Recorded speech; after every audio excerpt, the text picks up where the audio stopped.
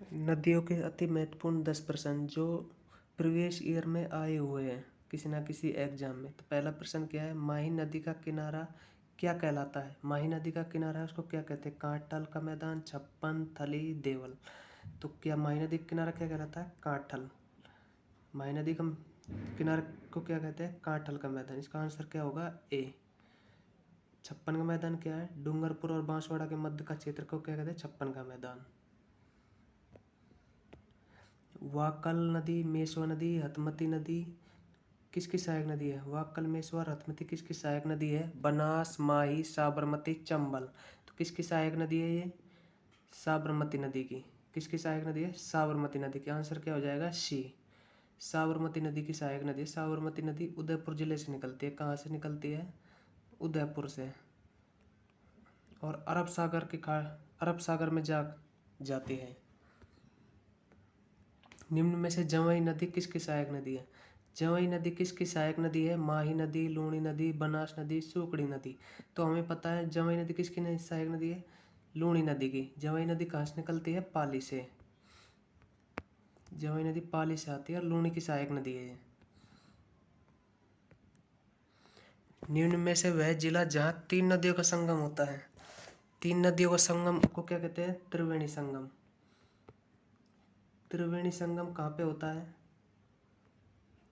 बांसवाड़ा में होता है, उदयपुर में होता है, सिरोही में होता है, डूंगरपुर में होता है। तो हमें पता है डूंगरपुर में होता है त्रिवेणी संगम। किस किस का होता है? सोम नदी, माही नदी और कौन सी नदी है? जाखम नदी। इन तीनों का संगम होता है डूंगरपुर में। बेणेश्वर धाम डूंगरपुर में होता है, जिसे आदिवासियों का कुंभ भी कहते हैं।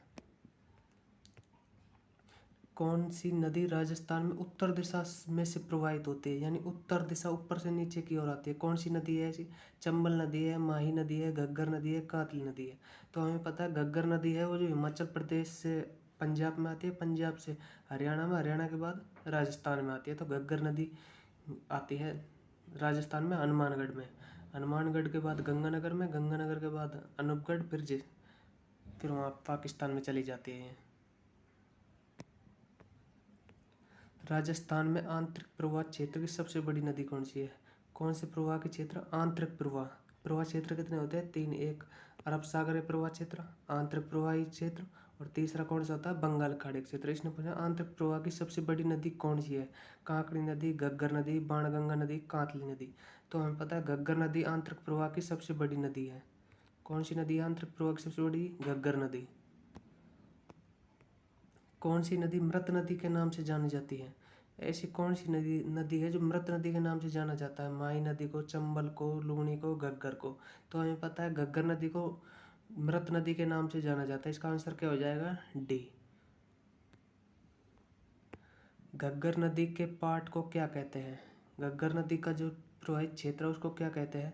नाली कहते हैं, ताली कहते हैं, टाली कहते हैं, नाल कहते हैं। तो हमें पता है क्या कहते हैं? नाली कहते हैं। घग्गर नदी के प्रवाह क्षेत्र को नाली कहते हैं। कहाँ पे कहते हैं? हनुमानगढ़ में। हनुमानगढ़ में क्या कहते हैं? नाली। और इसी को घग्गर नदी के पाट को पाकिस्तान में क्या कहते हैं? पाकिस्तान में कहते हैं हकरा। अगला, मेजा बांध बना है। मेजा बांध किस नदी पर बना है?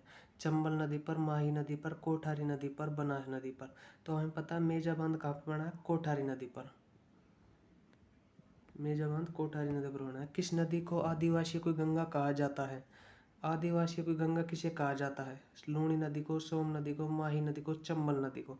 तो हमें पता है जो माही नदी है इसको आदिवासियों की गंगा कहते हैं। इसे काटल की गंगा भी कहते हैं। क्या कहते हैं? काटल की गंगा भी कहते हैं इसे वागड़ की गंगा भी कहते हैं। दक्षिणी राजस्थान की गंगा कहते हैं। इसी को आदिवासियों की गंगा भी कहते हैं। इसका आंसर क्या हो जाएगा? सी, माही। Thank you.